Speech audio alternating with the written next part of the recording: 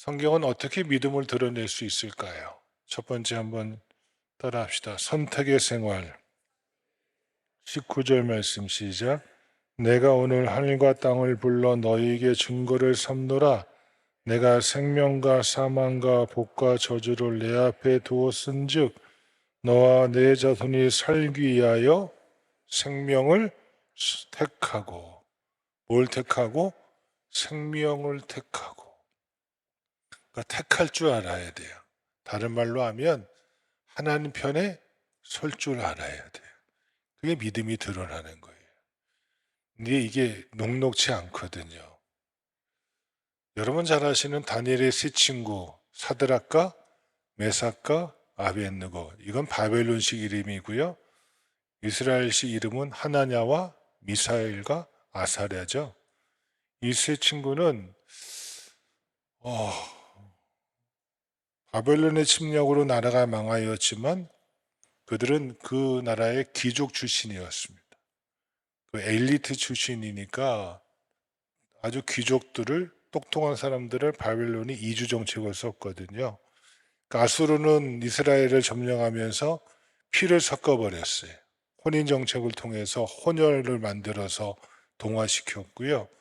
바벨론은 최고의 지성 집단들, 우두머리 집단들, 그날의 지도자들을 바벨론 어느 지역에 머물게 함으로 쉽게 말하면 포로 생활을 통해서 그 나라를 다스리는 정책이 바벨론 정책이었거든요.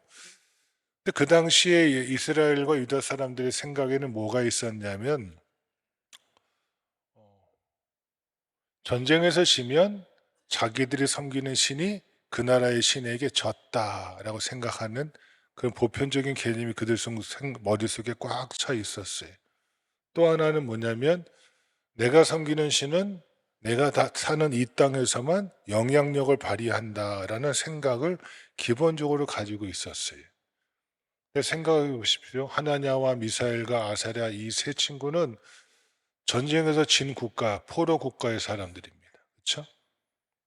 그리고 그 땅에 거하지 못하고 이제 포로로 끌려와서 바벨론 강가 어느 지역에서 머무는 사람이 되어져 버렸습니다. 이들이 얼마나 뛰어났던지 바벨론 사람들이 거하는 그 땅에서 도지사가 돼요. 지금도 도지사가 되면 얼마나 힘이 좋습니까? 그 당시 도지사는 오늘날 말하면 분봉왕 같은 거예요. 그 지역의 총괄하는 사람이에요. 근데 그것도 저 유다 나라의 포로가 끌려와서 그렇게 하니까 바빌론 사람들이 보기에는 눈에 가시가 된 거예요. 어디서 굴러 들어온 돌이 뭘 빼낸다고? 박힌 돌을 빼낸다고. 이 시기가 막 일어나는 거예요. 자, 생각해 보십시오. 나라도 이랬어요. 자기들이 섬기는 신도 졌다고 생각하는 그런 신앙이 있던 시대였고, 또 바빌론 포로로 끌려와 있어요. 근데 어떻게 얼마나 이들이 뛰어났던지 그 지역을 다스리는 지방 관료가 돼요. 그러니까 사람들이 시기를 받는 거예요. 성경에 나와 있지 않지만 다니엘도 하루에 3번씩 성전을 향하여 기도했잖아요. 그럼 다니엘만 기도했을까요? 아니죠. 하나냐일과 미사일과 아사랴도 자기가 섬기는 하나님께 늘 섬기며 기도의 삶을 살았던 것 같아요. 그런데 아마 그것을 연고 삼아서 다니엘을 사자굴에 넣었던 것 같은 방법으로 이 옆에 있는 바빌론 톱착민들이 왕에게 이제 아부를 떨면서 말하는 거예요. 왕이시여, 당신이야말로 이 세상에 가장 존귀하고 가장 높은 왕이십니다. 당신을 기리면서 저 두라 평지에 당신의 신상을 크게 만들어서 사람들이 종을 칠 때마다 그 신상을 향하여 뭘하게 합시다? 절하게 합시다. 당신에게 절하지 않는, 신상에 절하지 않는 사람들은 다 어디에 넣어서 풀무불에 집어 던져버려서 다 죽여버립시다. 왕이 듣기에 얼마나 기분이 좋아요. 자기를 위한 신상을 만들고 거기에 절하지 않는 사람들은, 쉽게 말하면 자기를 거역하는 사람들은 다 뭐하겠다? 제거해버리겠다. 얼마나 좋아요. 그러니까 왕이 오케이 하고 허락을 했단 말이에요. 드디어 그 평지에 신상이 세워졌습니다. 그러니까 이 하나넬과 미사엘과 아사랴, 사드락과 메삭과 아벳느고 이 세 사람도 당연히 바빌론 나라의 지방 관리니까 그 앞에 와지 않았겠습니까?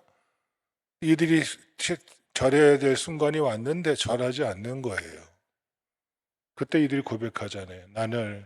나가 살아계신 하나님 외에는 섬기지 아니하겠나이다.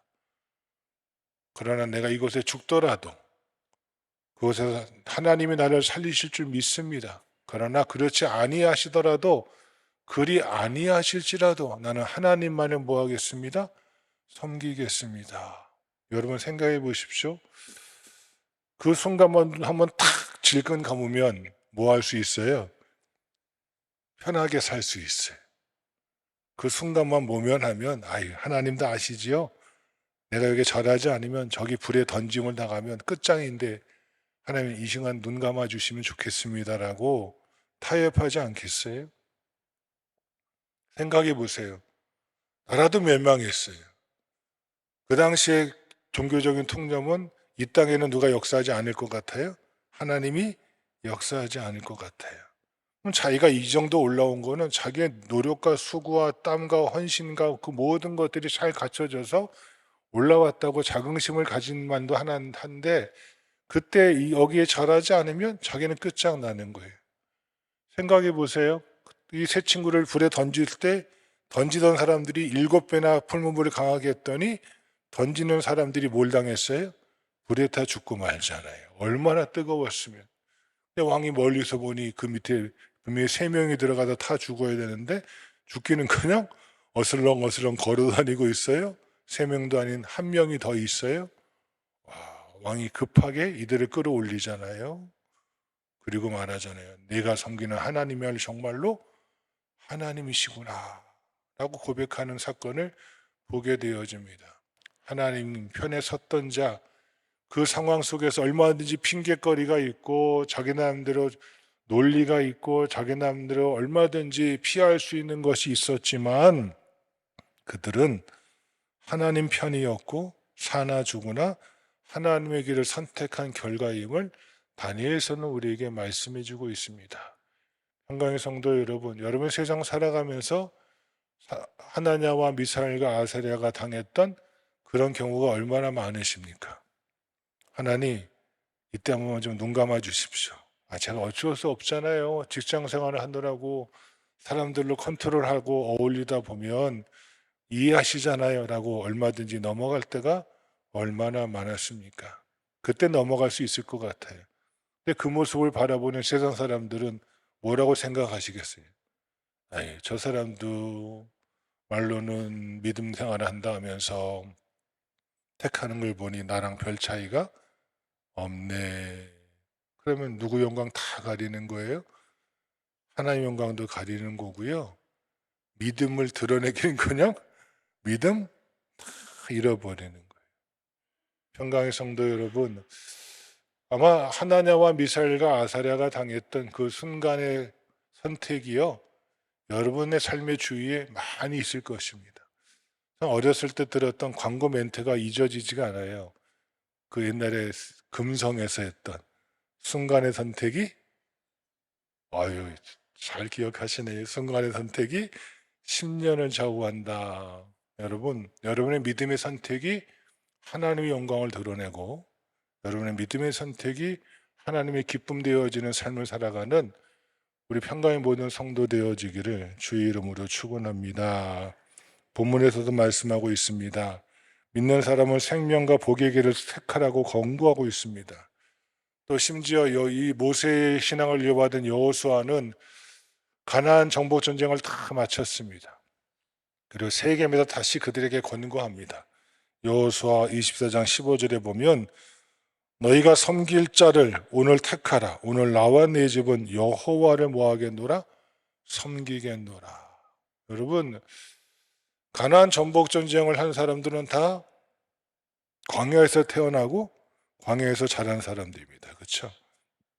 애굽에서 태어나서 온 사람들은 광야에서 다 죽었어요. 누구 외에는? 여호수아와 갈렙 외에는. 그러니까 광야에서 40년 동안 이들은요 하나님의 은혜로 자란 사람들이에요. 그렇죠? 만나와 메추라기를 먹고 날마다 하나님의 돌보신 가운데 자랐어요. 그런데 막상 가나안 땅에 들어가서 전복 전쟁을 하다 보니까 자기들이 40년 동안 광야에서 하나님의 은혜를 입고 자랐는데요. 살았음에도 불구하고 그들에게 바라본 세상의 가치는 달랐어요. 세상 사람들은 바알과 아세라를 섬겼거든요. 가나안 토착민들은 풍요의 신, 번영의 신, 다산의 신, 바알과 아세라를 섬겼어요. 근데 그들이 누렸던 삶을 보니까 내가 광야에서 누렸던 40년의 생과는 비교가 안 되는 번영과 번창과 풍요와 넉넉한 삶을 살아가는 것을 그는 눈으로 본 거예요. 야, 나는 40년 동안 여호와 하나님만 알아왔는데 가나안 땅에 들어오니까 이 땅에는 누가 있어요? 바알이 있고 아세라가 있어요. 그들이 더 풍요를 주는 것 같고 그들이 더 번성을 주는 것 같고 그들에게 더 아름다운 삶을 주는 것처럼 그들의 눈앞에 현혹되어지고 있는 현실이 그들 앞에 펼쳐진 거예요. 그때 여호수아는 말한 나는 너희가 무엇을 택하든지 나는 여호와를 뭐하겠노라? 섬기겠노라. 너희는 오늘 이 시간 택하라. 여러분은 믿음의 길을 걷고 있지만 아직 이 세상 속에서 살고 있습니다. 2024년 한 해를 살면서 여러분의 삶 속에서 여러분의 믿음이 하나님 편에 서는 하나님의 영광을 선택함으로 믿음을 드러낼 수 있는 삶을 살아가는 평강의 성도의 삶이 되어지기를 주의 이름으로 축원합니다. 두 번째 따라합시다. 사랑의 생활. 함께 20절 상반절 시작. 내 하나님 여호와를 뭐하고? 사랑하고. 부활하신 예수님은 물고기를 잡으러 간 베드로와 다른 제자들을 찾아가십니다. 아니, 부활하신 예수님을 만났으면 생각해 보세요. 부활하신 예수님을 만났잖아요. 그럼 누구 곁에 있어야 돼요? 예수님 곁에 있어야 되잖아요. 근데 이 베드로가요, 제자들을 선동해, 얘들아, 부활하신 예수님을 만나도 내게 떨어지는 떡고물이 없다. 예수님은 부활했지만 나에게 당장 주는 변화가 없다. 뭐가 있냐? 우리 뭐나 잡으러 가자? 물고기나 잡으러 가자 하고 갈릴리 바다로 돌아가요. 갈릴리 바다로 돌아갈 수 있었던 근거가 뭐냐면 베드로는요, 일개 어부가 아니라 선주였거든요. 배가 한두 척이 아니에요. 그러니까 가버나움에 가면 자기가 두고 온 배와 그물들이 그대로 있는 거예요. 자기 거예요. 배가 한두 척이 아니니까 뭐 할 수 있어요? 자기가 함께 하던 제자들 7, 8명도 함께 가서 얼마든지 전직 어부였던 그들이 다시 물고기 잡으면서 여유롭고 평안한 생활을 할 수 있는 거예요. 쉽게 말하면 주님을 버리고 떠난 거예요. 자, 이쯤 되면 여러분이 예수님이시라면 어떻게 하시겠어요? 예수님은 그래도 그들을 찾아가 주셔요. 그게 하나님의 사랑이에요. 우리는 자기 입 속에 채우려고, 자기 것 채우려고 주님을 버릴 때가 많지만 주님은 그래도 그 제자들 찾아가세요. 그리고 베드로를 만나서 처음 물으시는 말씀이 뭐냐면 요한복음 21장에 가서 보면 내가 이 사람들보다 나를 더 사랑하느냐라고 물으세요. 사랑을 묻고 계세요. 근데 거기 번역본에 보면 다른 번역이 또 있어요. 내가 이것들보다 나를 더 사랑하느냐. 그러니까 이것은 뭘 말할까요? 베드로의 재산, 선주였으니까 이 배, 그물, 먹고 살 수 있는 방법들, 그것들이에요. 내가 이것들보다 나를 더 사랑하느냐라고 묻고 계세요. 더러는 내 가족들보다 나를 더 사랑하느냐, 네 재물보다 나를 더 사랑하느냐라고 묻고 계시는 거예요. 근데 여러분, 이 대화 속엔 또 하나의 의미가 있습니다. 예수님께서 처음에 질문하실 때 아가페의 사랑으로 넌 날 사랑하니? 라고 물으니까 베드로가 주님, 그 아가페 말고요, 저는 필리아의 사랑으로 사랑합니다 라고 고백하는 거예요.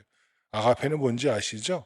무조건적인 하나님의 사랑, 조건 없는 사랑. 필리아는 스승과 제자 간의 사랑을 말하거든요. 그러니까 주님은 아가페의 사랑을 요구하시는데 베드로는 뭘 얘기해요?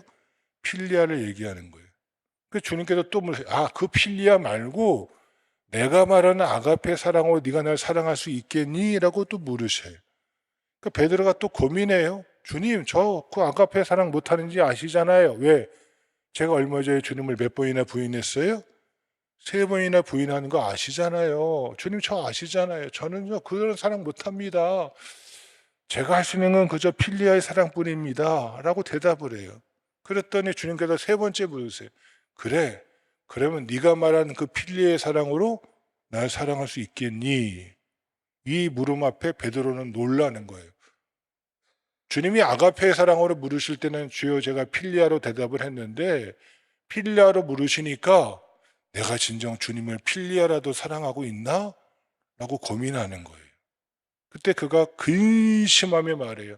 주님, 제가 주님을 필리아의 사랑하고 사랑하는 줄 주께서 아시나이다. 그리고 주님께서 그 말씀을 들으시고 베드로의 장례를 쭉 말씀해 주세요. 마지막에 네가 원치 않는 곳으로 사람들이 띠띠고 너를 데려가리라. 장례 베드로의 모습을 예언하고 계시는 거예요. 그의 죽음까지 십자가에 거꾸로 죽는 것까지 주님께서 미리 그에게 말씀해 주고 계시는 거예요. 원치 않는 곳으로 데려가는. 그랬더니 마침 베드로 앞에 누가 있어요? 주님의 사랑했던 제자 요한이 있는 거예요. 주님 이 요한은 어찌 되겠습니까? 이 베드로가 또 묻는 거예요. 그때 주님께서 말씀하셔요. 그 사람을 내가 다시 올 때까지 이곳에 둔다 한들 너랑 무슨 상관이 있느냐? 그리고 그 사건이 달력이 되어져요. 여러분 이 의미가 뭘까요? 베드로는 자존심이 상한 거예요. 뭐가 상해요? 자존심. 주님 물으시려면 저랑 둘이 있을 때 좀 물으시지. 왜 다른 제자들 다 있는 데서 저를 이렇게 창피를 만드십니까? 주님 왜 하필 저한테 그걸 물으십니까? 요한한테 물으시지요. 주님이 사랑한 제자 저 요한 있지 않습니까? 왜 저한테 물으셔서 왜 제 자존심을 상하게 하십니까? 그 자존심이 그 안에 탁 뭘 틀고 있는 거예요? 또아리를 탁 틀고 있는 거예요. 여러분, 말로는 주님을 사랑한다고 하는데 주님을 사랑하는 것보다 뭐가 더 우선이에요? 자기 자존심이 우선이에요. 근데 이 베드로가 점점 변하죠. 성령 충만함 받고 예수님을 높이고 신약성경 베드로전서 후서를 집에 가서 읽어보십시오. 그의 믿음의 고백이 얼마나 아름다워지는지 점점 변화되는 겁니다. 그때는 부활하신 예수님이 찾아와서 물으실 때는 그의 자존심이 여전히 남아있어서 입술로는 사랑한다 하지만 자기 한계성 속에 갇혀있던 베드로의 모습을 보게 되어지고 자존심에 뭉쳐있던 그의 한계성을 보아지지만 그가 점점 변화되어지고 깨어지고 변화되어져서 그 말년에 쓴 베드로전서 후서는 그야말로 우리에게 뭘 줘요? 주님을 이렇게 사랑하는 거구나. 이렇게 변화되어야 되는구나. 우리에게 보여주고 있지 않으십니까? 평강 성도 여러분, 주님을 사랑하시려면 무엇까지 다 내어버립시다. 자존심. 이 자존심이 뭐라고? 내 자존심에 스크래치 났다고, 내 자존심이 좀 상했다고, 내 자존심이 조금 상처 입었다고 그 사랑마저도 내팽개치는 사람이 얼마나 많은지 몰라요. 여러분, 진짜 하나님을 사랑하는 데 있어서 내 자존심마저 다 생각하지 마시고 하나님을 사랑하는 편에 설 수 있는 하나님을 진정 사랑하는 자가 되어지는 우리 모두가 다 되어지길 주의 이름으로 축원합니다. 하나님을 사랑하는 자만이 하나님이 사랑하시는 사람과 하나님의 모든 것들을 사랑할 수 있습니다. 이것이 우선입니다. 하나님을 사랑해야지만 하나님이 사랑하시는 사람도 사랑할 수 있는 것이지 하나님을 사랑하지 않고 네 이웃을 사랑한다? 그건 새빨간 거짓말이에요. 사랑할 수가 없어요. 이용해 먹는 것이. 하나님을 사랑함으로 하나님이 사랑하시는 그들도 하나님이 사랑하시기에 나도 사랑할 수 있는 마음을 달라고 기도함으로 올 한 해 사랑의 생활로 믿음의 꽃을 피워나가는 평강의 성도 한 분 한 분 다 되어지기를 주님의 이름으로 축원합니다. 세 번째 따라합시다. 믿음을 드러나는 생활은 의지하는 생활입니다. 함께 다시 20절 상반절 시작. 내 하나님 여호와를 사랑하고 그의 말씀을 청정하며 또 그를 의지하라. 하나님의 말씀을 뭐하고? 청종하고 그 말씀을 뭐하라는 거예요? 의지하라는 거예요. 사람은요, 생각하는 대로 말하고 움직이게 돼 있어요. 그래서 생각이 정말로 중요합니다. 성경에 보면 내 마음과 생각을 주님께서 고치시겠다고 말씀하세요. 내 마음, 내 마음이 무엇을 사랑하고 있는가? 내 생각, 무엇에 내가 집착해서 살고 있는가? 이걸 누가 고쳐주셔야 돼요? 하나님이 고쳐주셔야 돼요. 내가 고치니까요, 어느 정도까지는 되더라고요. 누가 용납할 수 있는 데까지? 내가 용납할 수 있는 데까지는 고쳐져요. 근데 내가 용납하지 못하는 것은 뭐가 안 돼요? 용납이 안 되는 거예요. 거기에 문제가 있는 거거든요. 좋을 땐 다 좋아요. 왜? 뭐 좋을 땐 당연히 좋죠. 조금만 문제가 생기면 자기 마음에 맞지 않으면 자기 생각과 다르면 그때부터 뭐가 안 돼요? 용납이 안 돼요. 내 남편도 내 아들, 딸도 내 부모도 뭐예요? 용납이 안 되는 거예요. 좋을 땐 뭐 다 좋죠. 이게 우리 인간의 한계성이고 문제성이거든요. 여러분 잘 아시는 소돔과 고모라가 멸망당할 때 천사들이 말합니다. 롯과 두 딸들과 그 아내에게 이 성을 떠나서 출발해서 저 너희가 원하는 저 소알성에 가기 전까지는 절대 뭐하지 말아라? 뒤를 돌아다 보지 말아라.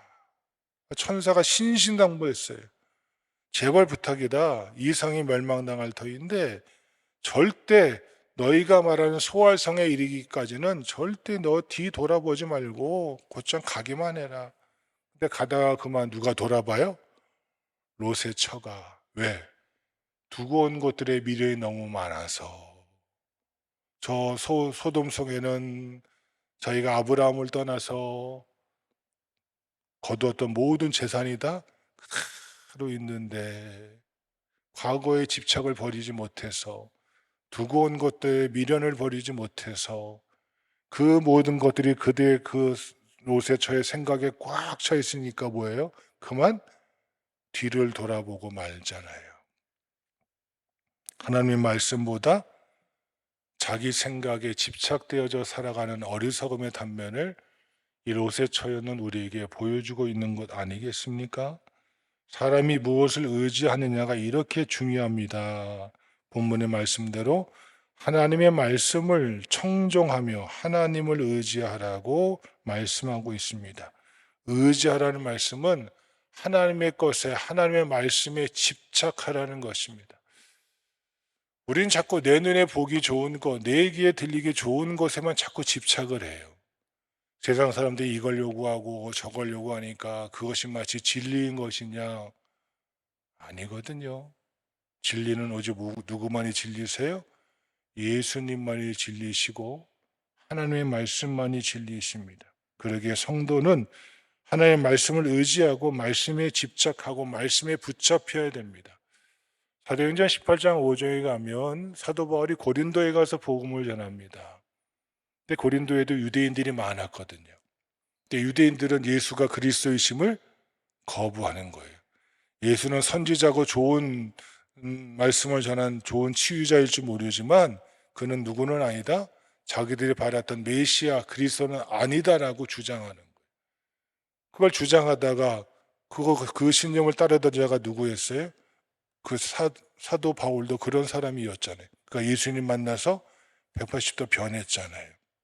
그리고 18장 5절에 가서 보세요. 사도행전 그가 하나님의 말씀에 붙잡혀 예수가 그리스도이심을 유대인들에게도 증거하니라. 여러분, 예수가 그리스도이심을 유대인들에게 증거하다간 자기가 수데반을 돌려쳐 죽인 것처럼 자기도 누구에게 죽임을 당할 수 있어요?